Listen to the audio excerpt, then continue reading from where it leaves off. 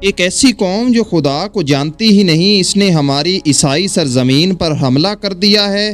ان لوگوں نے گرجا گھروں کی مقدس قربان گاہوں کو اپنے کرتوتوں سے تباہ کر دیا ہے۔ یہ لوگ عیسائیوں کو قتل کرتے ہیں اور خواتین کی اتنی توہین کرتے ہیں کہ میں اس کا کیا ذکر کروں۔ اس کا تو تذکرہ ہی گناہ ہے۔ اچھا ہے تم سمجھ جاؤ اور میں خاموش رہوں۔ ناظرین، یہ وہ الفاظ تھے جو کیتھولک اربن 2 نے نومبر 1095 میں فرانسیسی شہر کلیرمنٹ میں ایک ہجوم کے سامنے کہے تھے۔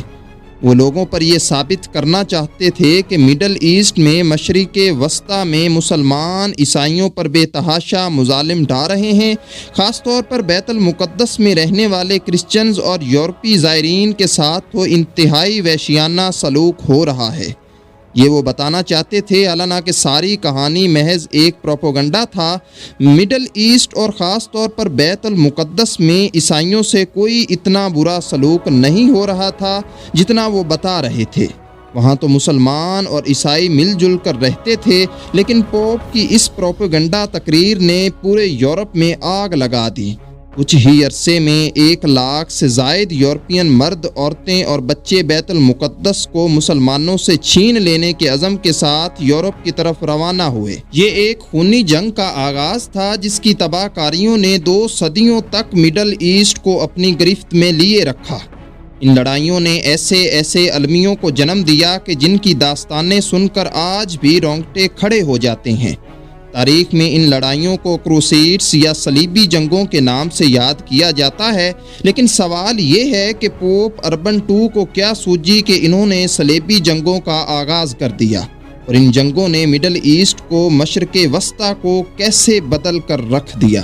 السلام علیکم ناظرین، میں ہوں میاں شہباز اور سیش ٹی وی کی نئی سیریز کروسیڈز اینڈ ایوبی کی پہلی قسط میں خوش آمدید۔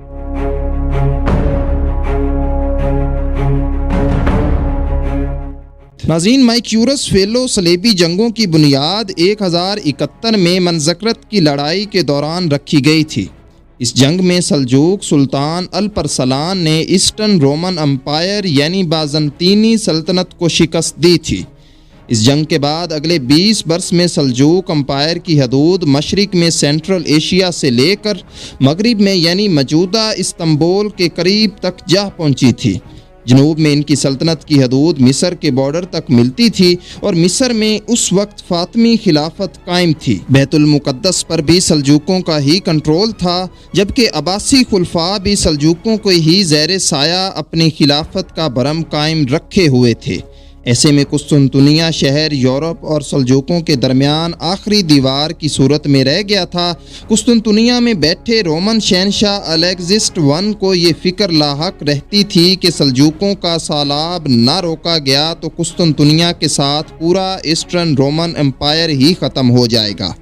چنانچہ انہوں نے وہ اربن 2 کے پاس اپنے نمائندے بھیج کر ان سے مدد مانگی تھی۔ پوپ اربن 2 پہلے ہی یورپ کو پوری طرح چرچ کی گرفت میں لانے کی کوششیں کر رہے تھے، ایسے میں انہیں الیگزسٹ I کی درخواست میں ایک بڑا موقع نظر آیا۔ انہوں نے سوچا کہ اگر وہ یورپینز کو مسلمانوں کے خلاف بھڑکا کر آگ سلگا کر کوئی مقدس جنگ شروع کروا دیں تو یورپ میں ان کی اتھارٹی، ان کی طاقت بڑھ جائے گی۔ چنانچہ انہوں نے الیگزسٹ I کا ساتھ دینے کی حامی بھر لی۔ پھر وہ 1095 میں فرانس کے دورے پر گئے۔ یہاں نومبر میں انہوں نے جرمن شہر میں ایک مذہبی اجلاس کی صدارت کی۔ اجلاس کے اختتام پر انہوں نے اعلان کیا کہ وہ ذاتی طور پر ذرا عام لوگوں سے بھی کچھ گفتگو کرنا چاہتے ہیں۔ اب اتفاق دیکھیے کہ کلائمیٹ وہ شہر ہے جہاں کچھ آتش فشاں ویلکینوز بھی موجود ہیں، یعنی صلیبی جنگوں کا لاوا بھی اسی شہر میں پھٹا جس کا دامن پہلے سے ہی قدرتی آگ سے بھرا ہوا تھا۔ اپنے اس خطاب میں مسلمانوں کے خلاف مجمع کے جذبات کو اس نے خوب بھڑکایا۔ انہوں نے جو الفاظ استعمال کیے وہ آپ ویڈیو کے شروع میں جان ہی چکے ہیں، لیکن اس کے علاوہ اس تقریر میں انہوں نے رومن امپائر کی مدد کے ساتھ ساتھ صلیبیوں کے لیے ایک اور ٹارگٹ بھی سیٹ کر دیا۔ انہوں نے اعلان کیا کہ ہماری جنگ کا مقصد یروشلم یعنی بیت المقدس کو مسلمانوں سے چھین لینا ہے۔ اس خطاب کے ساتھ ہی یورپ میں صلیبی جنگوں کے لیے بھرتیاں شروع ہو گئیں۔ ناظرین، یہاں آپ کو بتاتے چلیں کہ یہاں جنگوں کی اصطلاح یہ ٹرم پوپ نے ایجاد نہیں کی تھی۔ یہ ٹرم کروسیڈز یا صلیبی جنگیں شروع ہونے کے تقریباً 1 صدی بعد سامنے آئی تھی۔ پوپ اربن II نے تو ان صلیبیوں یعنی گزیٹرز کو مسلح مظاہرین کہا تھا، یعنی جو لوگ بیت المقدس پر قبضے کے لیے جائیں گے انہیں جنگجو وہ نہیں کہتے تھے، بلکہ وہ انہیں مقدس مقامات کی زیارت کرنے والے کہا کرتے تھے، اور وہ کہتے تھے کہ یہ اسی کام کے لیے جا رہے ہیں، یعنی فاتح کی حیثیت میں وہ ان مقامات کی اب زیارت کریں گے۔ یہ ان کا خواب اور خیال تھا۔ پوپ نے یہ بھی اعلان کیا کہ جو لوگ ان کی کال پر جنگ کرنے جائیں گے ان کے تمام گناہ معاف ہو جائیں گے اور انہیں آخرت میں جنت پیراڈائز ہیون ملے گی۔ پوپ کے ان اعلانات اور جنت کی خوشخبریوں کی تشہیر یورپ بھر میں کی جانے لگی۔ پوپ نے خود بھی فرانس کے مختلف علاقوں کے دورے کیے۔ منصوبہ یہ تھا کہ یورپ سے صلیبی لشکر پہلے قسطنطنیہ پہنچیں گے اور وہاں سے رومن فوجیوں کو ساتھ لے کر ابنائے بارس فورس کے پار سلجوق سلطنت پر حملہ کر دیا جائے گا۔ پھر وہ موجودہ ترکیہ سے گزرتے ہوئے بحیرہ ارام میں میڈیٹرینین کے ساحل کے ساتھ ساتھ سفر کرتے ہوئے بیت المقدس پر اٹیک کریں گے۔ تو اب یوں تھا کہ 11ویں صدی کے آخر میں پوپ اور ان کے حامی پورے جوش و خروش سے مسلمانوں سے جنگ کے لیے بھرتیاں کرنے لگے۔ وہ پوپ نے صلیبی جنگ شروع کرنے کے لیے 15 اگست 1096 کی ڈیٹ بھی فکس کر دی تھی، یعنی اس تاریخ کو یورپ بھر سے فوجیوں نے بیت المقدس پر قبضے کے لیے قسطنطنیہ کا رخ کرنا تھا۔ لیکن اس تاریخ سے کئی ماہ پہلے ہی ایک اور شخص جو پوپ جتنا ہی کرزومیٹک تھا وہ اپنی فوج لے کر جنگ کرنے کے لیے چل بھی پڑا۔ اسے ہسٹری میں پیٹر دا ہرمٹ کہا جاتا ہے۔ ہرمٹ یعنی ایک ایسا شخص جو تنہا اور دنیا سے لا تعلق رہتا ہو۔ اس کی مہم جوئی کو تاریخ میں پیپلز گھوسٹ یا عوام کی صلیبی جنگ کے نام سے یاد کیا جاتا ہے۔ پیٹر دا ہرمٹ فرانس کا ایک پادری تھا۔ اس کے متعلق مشہور تھا کہ وہ بیت المقدس گیا تھا اور مسلمان عیسائیوں پر جو مبینہ مظالم ڈھا رہے تھے وہ انہیں اپنی آنکھوں سے دیکھ کر آیا تھا۔ اپنے وہاں قیام کے دوران ایک روز وہ چرچ آف دی ہولی سپلیکا میں سو رہا تھا۔ یہ چرچ ناظرین عین اس جگہ پر واقع ہے جہاں مسیحی عقیدے کے مطابق کرائسٹ کو مصلوب کیا گیا تھا، اور یہیں ان کے عقیدے کے مطابق ان کو دوبارہ زندگی بھی دے گی۔ تو خیر، سوتے میں پیٹر دا ہرمٹ نے خواب دیکھا کہ حضرت عیسیٰ علیہ السلام اسے حکم دے رہے ہیں کہ پیٹرو جاؤ اور بیت المقدس کو مسلمانوں سے آزاد کراؤ۔ اس خواب کی تشہیر تو بہت ہوئی، لیکن ریکارڈ یہ ہے کہ پیٹر کا بیت المقدس جانا تاریخی طور پر ثابت نہیں ہوتا۔ یہ کہانی بہرحال روایتی اور جذباتی تو تھی، سو اس کہانی کے ذریعے پیٹر دا ہرمٹ نے عوام کی ایک بڑی تعداد کو اپنا گرویدہ بنا لیا۔ اس کے پیروکاروں میں زیادہ تر غریب عیسائی شامل تھے۔ ان کی تعداد 20 سے 30 ہزار تھی۔ اسی وجہ سے اس مہم کو پیپلز کروسیڈ کہا جاتا ہے۔ پیٹر دا ہرمٹ فکس تاریخ سے پہلے ہی یہ عوامی لشکر لے کر فرانس سے قسطنطنیہ کی طرف روانہ ہو گیا، لیکن اس فوج نے قسطنطنیہ پہنچ کر مسلمانوں سے جنگ کرنے کا انتظار نہیں کیا۔ انہوں نے قسطنطنیہ پہنچنے سے پہلے ہی یورپ میں مسیحیوں کی روایتی مذہبی حریف یہودیوں کے خلاف کروسیڈ شروع کر دیا۔ پیٹرو کے حامیوں نے جرمنی میں بڑے پیمانے پر یہودیوں کا قتل عام کیا اور ان کی آبادیوں کو تہس نہس کر دیا۔ بہت سے یہودیوں کو زبردستی اپنا مذہب بدلنے پر بھی مجبور کیا گیا۔ پھر یہ لشکر جب ہنگری پہنچا تو وہاں بھی اس لشکر میں بڑے پیمانے پر لوگ مارے گئے۔ امریکی فوج سے اس کی کئی جھڑپیں بھی ہوئیں جن میں دونوں طرف سے ہزاروں لوگ مارے گئے۔ حالانکہ ہنگری والے یہودی نہیں تھے بلکہ مسیحی ہی تھے، لیکن دیکھیے کہ صلیب کے نام پر جنگ لڑنے والے اپنے ہی لوگوں سے ٹکرا رہے تھے۔ آخر جولائی 1096 میں یہ بچا کچا لشکر جو کافی سارا ہنگری میں مارا جا چکا تھا وہ قسطنطنیہ جا پہنچا۔ یہاں سے انہوں نے باسفورس کو یعنی اس چھوٹی سی سمندری پٹی کو عبور کرنا تھا جس کے پار پھر سلجوق علاقہ شروع ہوتا تھا جہاں انہوں نے داخل ہونا تھا۔ قسطنطنیہ والوں نے اپنے شہر کے دروازے پیٹر دا ہرمٹ کے لشکر کے لیے کھول دیے، لیکن اس کے لشکر نے یہاں بھی کافی ہنگامہ آرائی کی۔ البتہ آخر میں پیٹر اور رومن شہنشاہ الیگزسٹ I کی ایک ملاقات ہوئی جس کے بعد کافی حد تک امن و سکون قائم ہو گیا۔ الیگزسٹ ون جلد از جلد پیٹرو اور اس کے پریشان کن صلیبیوں سے جان چھڑوانا چاہتا تھا۔ انہوں نے پیٹرو کے لشکر کو کشتیوں میں بٹھا کر ابنائے باسفورس پار کروا دی۔ اب یہ لشکر سلجوق ٹیٹری یعنی مسلم علاقے میں داخل ہو چکا تھا۔ یہاں آپ کو یہ بتاتے چلیں کہ جب پیپلز کروسیڈز کے سپاہی سلجوق علاقے میں داخل ہوئے تو وسیع و عریض سلجوق امپائر کئی چھوٹی بڑی ریاستوں میں تقسیم ہو چکی تھی۔ ترکیہ میں موجود سلجوق سلطنت سلجوقان آرام کہلاتی تھی۔ اس کا دارالحکومت نیکیا تھا جو کہ اب ایزنک کہلاتا ہے۔ پرانے نیکیا شہر کے باقیات آج بھی موجود ہیں۔ تو پیپلز کروسیڈ کا فوری واسطہ اسی سلجوقان روم کی سلطنت سے پڑا۔ پیٹر دا ہرمٹ کے لشکر نے سلجوق سلطنت میں بھی وہی کھیل کھیلا جو وہ یورپ میں کھیل چکے تھے، یعنی یہاں بھی مختلف آبادیوں میں حملے کر کے لوٹ مار اور قتل عام کا بازار گرم کیا جاتا رہا۔ ان کے مظالم کی کہانیاں دل دہلا دینے والی ہیں۔ مختصراً ناظرین آپ کو بتا دیں کہ ویسٹرن ہسٹورینز ہی لکھتے ہیں کہ یہ لوگ ننھے بچوں تک کو تلواروں سے کاٹ ڈالتے تھے، حتیٰ کہ کئی بچوں کو تو سلاخوں میں پرو کر آگ پر بھونا جاتا تھا۔ صلیبیوں کے حوصلے بے حد بڑھ چکے تھے۔ انہوں نے سلجوق سلطنت کے کچھ چھوٹے چھوٹے قلعوں پر بھی قبضہ کر لیا تھا۔ ان جارحانہ کارروائیوں پر سلجوقی ترک اب خاموش نہیں رہ سکتے تھے۔ انہوں نے نیکیا کے مشرق میں ایک قلعے میں صلیبی لشکر کے بڑے حصے کو گھیر لیا جو کہ وہاں پر رکا ہوا تھا۔ 8 روز تک قلعے کا محاصرہ جاری رکھا گیا اور صلیبیوں کے پاس پانی ختم ہو گیا۔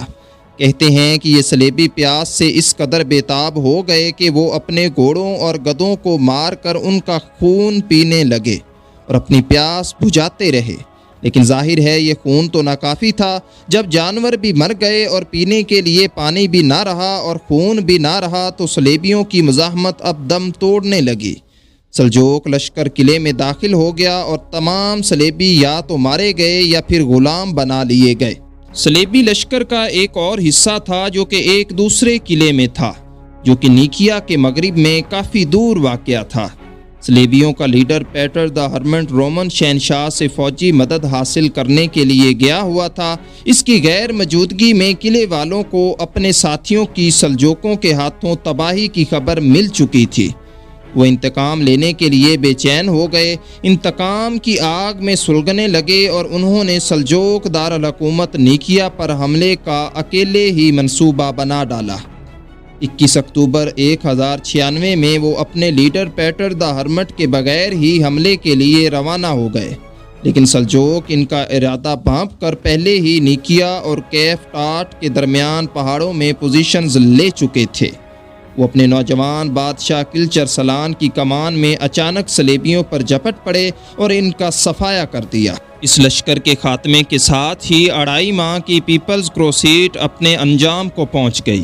اس میں سلجوق مسلم جیت گئے تھے اور جنگ کے ہیرو نوجوان سلطان کلچر سلان بن چکے تھے۔ انہوں نے کم عمری میں ہی ایک بڑی فتح اپنے نام کر لی تھی۔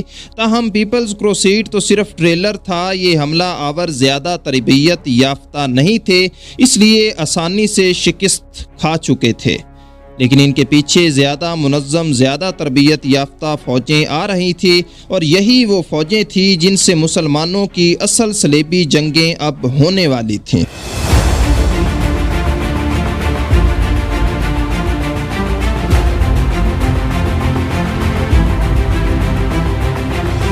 ناظرین، میکیورس فیلو کی کوششوں سے یورپ میں جو لشکر جمع ہوا تھا اس کی تعداد 1 لاکھ کے لگ بھگ تھی۔ اس میں 35,000 پیدل سپاہی تھے، 7,000 نائٹس یعنی گھڑ سوار تھے۔ اس کے علاوہ 20 سے 60,000 ملازمین اور عام لوگ، خواتین اور بچوں سمیت شامل تھے۔ یہ فوج بھی یورپ میں کسی ایک مقام پر جمع نہیں تھی، بلکہ فرانس، جرمنی اور اٹلی میں الگ الگ مقامات پر یہ اکٹھی تھی۔ اس کے کمانڈرز میں یورپ کے مختلف ممالک کے اشرافیہ کے لوگ تھے۔ اس صلیبی جنگ جسے فرسٹ کروسیڈ کہیں گے، اس کے مشہور کمانڈرز میں فرانسیسی سردار گوڈفرے آف بیون، اس کا بھائی بالوین آف بیون، برطانیہ کے پہلے نارمل بادشاہ ولیم دی کاؤنٹر کا بیٹا رابرٹ II اور اٹلی کا ایک شہزادہ می ہومون آف وارنٹو بھی شامل تھا۔ ان لوگوں کے پاس اپنی پرائیویٹ آرمیز تھی جنہیں یہ صلیبی جنگ کے لیے ساتھ لے کر آئے تھے۔ اس کے علاوہ ہزاروں کی تعداد میں عام شہری بھی رضاکارانہ طور پر اس لشکر کا حصہ بن چکے تھے۔ ویسے تو اس لشکر میں بہت سی یورپین قوموں کے لوگ شامل تھے، لیکن تاریخ میں مجموعی طور پر یہ لوگ فرینکش یا فرینکس کہلائے۔ اس کی وجہ یہ تھی کہ صلیبی جنگ کی شروعات فرانس سے ہوئی تھی۔ فرانس کا نام ایک قدیم سلطنت فرینکیا کے نام پر رکھا گیا تھا، جو اپنے عروج کے دور میں جرمنی اور اٹلی تک پھیلی ہوئی تھی۔ اسی مناسبت سے فرانس کے رہنے والے وہاں کے باشندے فرینکش یا فرینکس کہلاتے تھے، تو یہی وجہ تھی کہ تمام صلیبی بھی اب فرینکس کہلائے۔ یہی ٹرم پھر اسلامی دنیا میں فرنگی کے نام سے مشہور ہو گئی، یعنی فرینکس اور فرنگی۔ 1096 کے آخر میں یعنی پوپ کی دی ہوئی تاریخ گزرنے کے چند ماہ بعد صلیبی فورسز قسطنطنیہ روانہ ہونا شروع ہو گئیں۔ فرسٹ کروسیڈ کے تمام سردار مختلف جگہوں سے مختلف اوقات میں اپنی فورسز کے ساتھ چلے اور ان میں سے کچھ راستے میں اور باقی قسطنطنیہ پہنچ کر مرکزی فوج میں شامل ہوئے۔ پوپ پرپل II خود تو اس لشکر کے ساتھ نہیں گئے، لیکن انہوں نے اپنا ایک نمائندہ دیور آف دی بوائے اس فوج کے ساتھ بھیج دیا۔ یہ نمائندہ ان کا ریپرزینٹیٹیو سپریم کمانڈر تھا، تاہم اس کی موجودگی کے باوجود تمام کمانڈرز آزاد تھے اور اپنے فیصلے الگ الگ کیا کرتے تھے۔ کبھی کبھار وہ کسی فیصلے پر اتفاق بھی کر لیتے تھے اور اسی طرح بعض اوقات جھگڑ بھی پڑتے تھے۔ بہرحال ناظرین، یہ مرکزی صلیبی فوج جو سویلینز میں 1,00,000 کے قریب تھی، 1097 کے آخر تک قسطنطنیہ میں جمع ہو گئی۔ یہ وہ وقت تھا جب پیپلز کروسیڈ ختم ہو چکی تھی۔ اس کا سربراہ پیٹر دا ہرمنٹ ایسٹ رومن امپائر میں ہی کہیں قیام پذیر تھا۔ قسطنطنیہ کے شہری پیپلز کروسیڈ میں شامل لوگوں کا متشدد رویہ دیکھ چکے تھے، اسی لیے جب یہ نیا صلیبی لشکر جسے پوپ نے بھیجا تھا یہ قسطنطنیہ پہنچا تو بھی شہر والوں نے کسی گرم جوشی کا اظہار نہیں کیا، بلکہ انہوں نے محتاط رویہ اپنایا اور صلیبی جو کہ جلد از جلد سلجوق علاقے میں داخل ہو کر بیت المقدس فتح کرنے کے لیے بے چین تھے، وہ شہریوں کا سرد رویہ دیکھ کر مشتعل ہو گئے۔ چند ایک بار تو یہ ہوا کہ نوبت لڑائی جھگڑے تک بھی پہنچی، لیکن کسی نہ کسی طرح بات ٹلتی گئی، اور الیکسس I نے نہ صرف یہ کہ اپنی کشتیوں کے ذریعے صلیبیوں کو سلجوق علاقوں میں پہنچا دیا، بلکہ اپنی کچھ فوج بھی ان کے ساتھ بھیج دی۔ راستے میں کسی مقام پر پیٹر دا ہرمٹ بھی اسی فوج میں شامل ہوا اور اس صلیبی لشکر کا پہلا ٹارگٹ سلجوق دارالحکومت تھا۔ اس کے بعد ان کا ارادہ ترکیہ سے گزرتے ہوئے اینڈرچوچ یعنی امداکیہ شہر پر حملہ کرنا تھا۔ اس کے بعد ہی وہ آگے بیت المقدس کی طرف پیش قدمی کر سکتے تھے۔ نیکیا پر حملہ اصل صلیبی جنگ کا آغاز ہونا تھا، لیکن صلیبیوں کے مقابلے میں جو سلجوق سلطنت تھی وہ اتنے بڑے لشکر سے نپٹنے کے لیے ابھی تیار نہیں تھی۔ یہی وجہ ہے کہ پھر جو ہوا اس نے 11ویں صدی میں اسلامی دنیا کو ایک بار تو ہلا کر رکھ دیا۔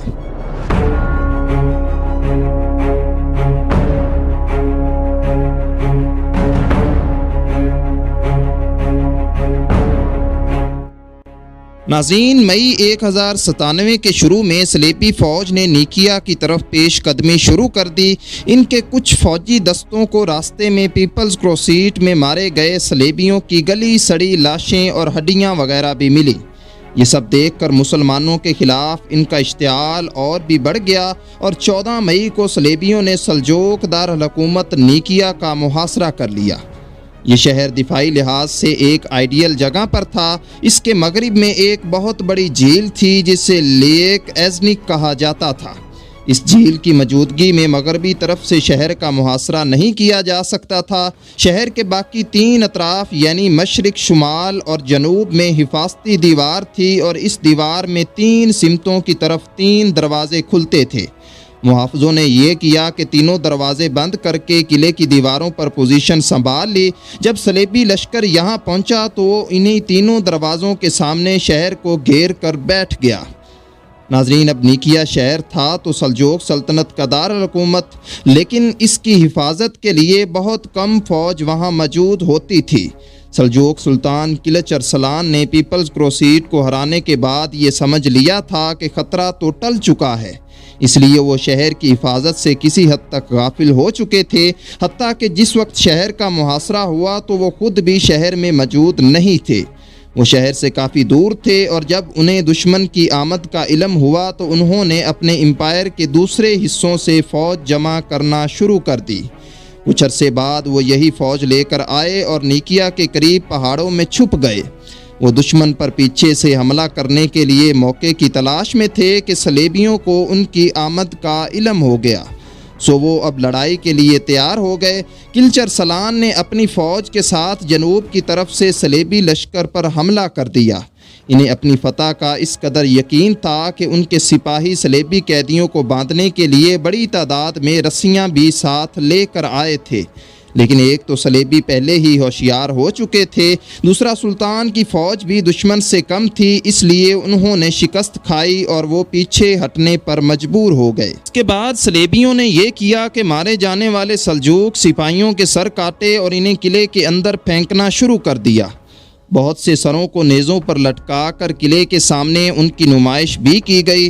صلیبی ان طریقے سے قلعے کے اندر موجود ترک سپاہیوں کو خوفزدہ کرنا چاہتے تھے اور وہ اس میں کامیاب بھی ہو گئے۔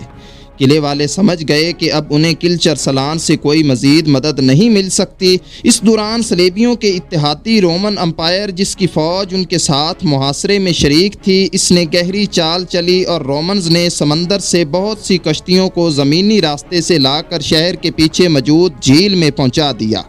ان کشتیوں نے مغربی طرف سے بھی شہر کی ناکہ بندی کر دی۔ اب شہر مکمل محاصرے میں تھا اور چاروں طرف سے حصار میں آ چکا تھا، اور شہر کے محافظ سنجیدگی سے ہتھیار ڈالنے پر غور کرنے لگے تھے، لیکن وہ یورپ کے صلیبیوں کے سامنے ہتھیار نہیں ڈالنا چاہتے تھے۔ وجہ یہ تھی کہ وہ سمجھتے تھے کہ صلیبی جو لوگ ہیں یورپ سے آئے ہیں، یہ شہر کو برباد کر کے رکھ دیں گے، کسی کو زندہ نہیں چھوڑیں گے۔ چنانچہ انہوں نے خفیہ طور پر رومن امپائر کے کمانڈرز سے مذاکرات شروع کر دیے، جو کہ صلیبی لشکر کے ساتھ تو تھے لیکن قسطنطنیہ سے آئے تھے اور رومن شہنشاہ کے نمائندے بھی تھے۔ تو ناظرین، شہر کے ان قلعے کے محافظوں نے ان کمانڈرز سے مذاکرات کے درمیان امان حاصل کر لی اور سرنڈر کر دیا۔ اس طرح تقریباً 1 ماہ کے محاصرے میں یہ شہر فتح ہو گیا تھا، لیکن یہ ایک پرامن سرنڈر تھا۔ اس سرنڈر سے صلیبی تو بہت ناراض ہوئے، کیونکہ اس طرح شہر کو لوٹنے کی ان کی جو خواہش تھی وہ ادھوری رہ گئی تھی۔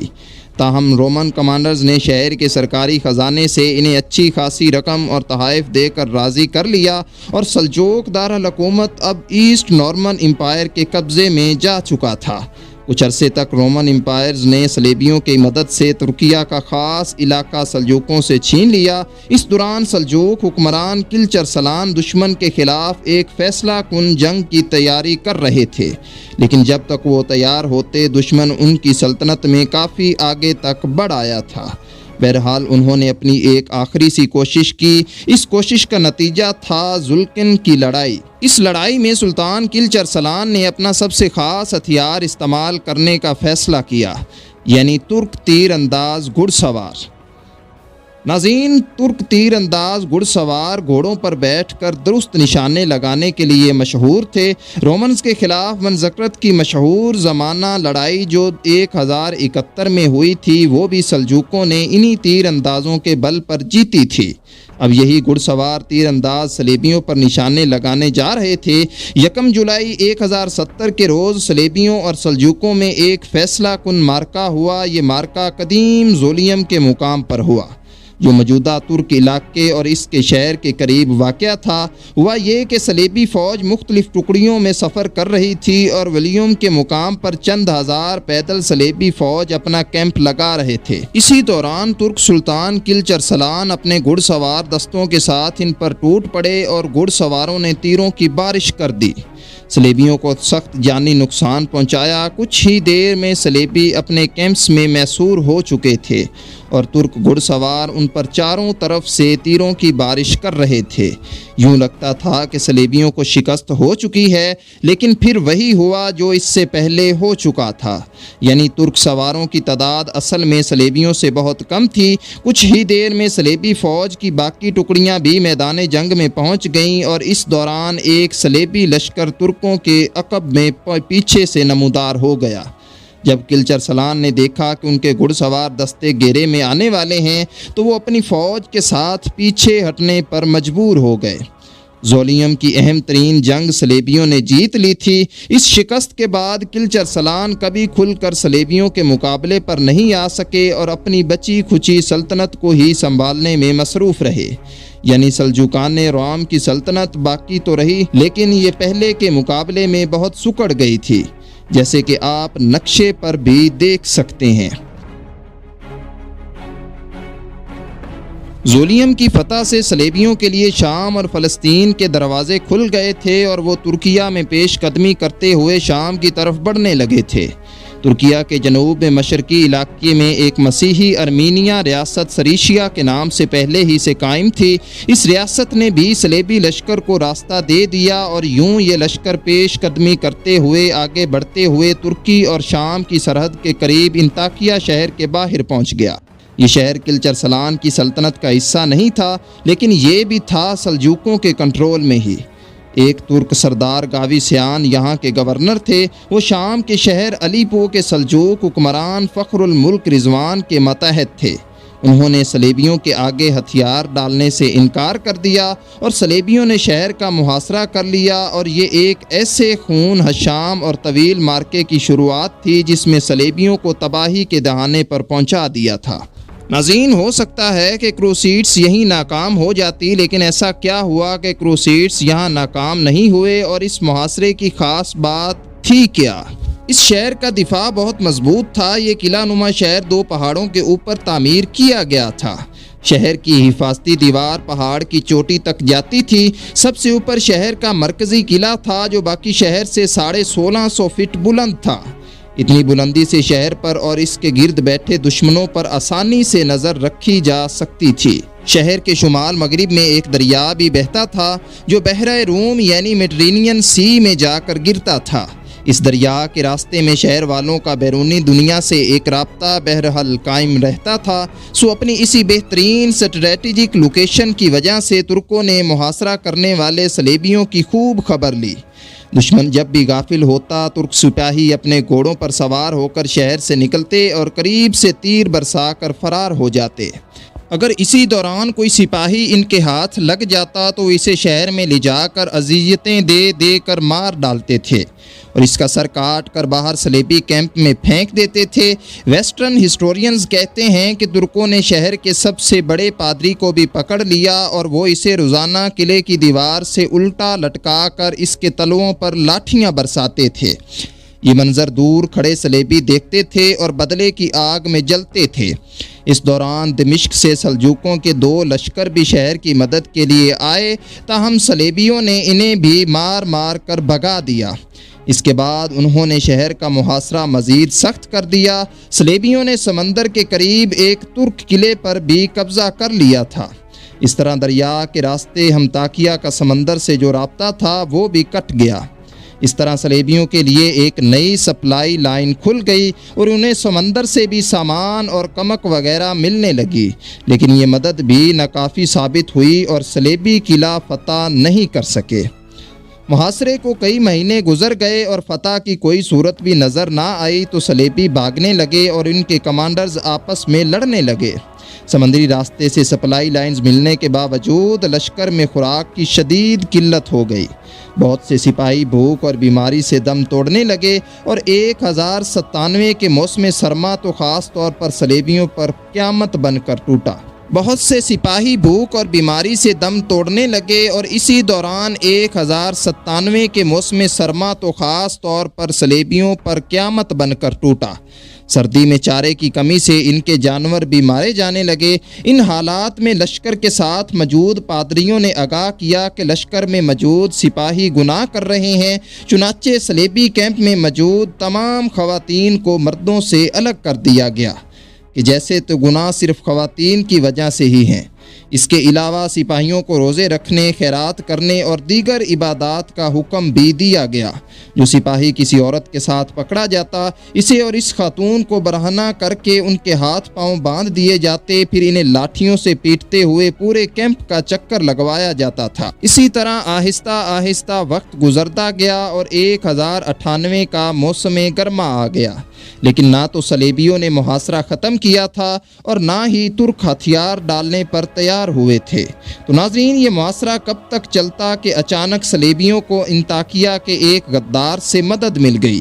یہ فیروز نام کا ایک شخص تھا جس کے متعلق زیادہ معلومات تو تاریخ میں دستیاب نہیں ہیں، تاہم کچھ اندازہ ہے کہ وہ ایک آرمینیائی مسیحی تھا جس نے اسلام بظاہر قبول کر لیا تھا۔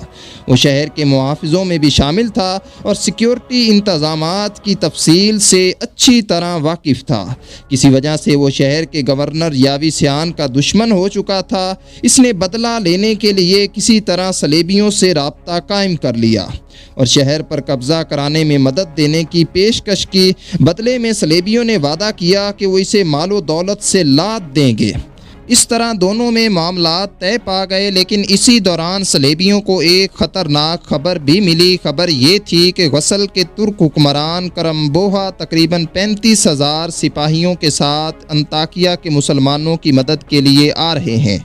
یہ خاصا بڑا لشکر تھا۔ اس سے پہلے دمشق اور علی پور سے جو لشکر آئے تھے انہیں صلیبیوں نے آسانی سے ہرا لیا تھا کیونکہ وہ چھوٹے لشکر تھے، لیکن یہ جو فوج آ رہی تھی یہ ان کی توقع سے کافی زیادہ تھی۔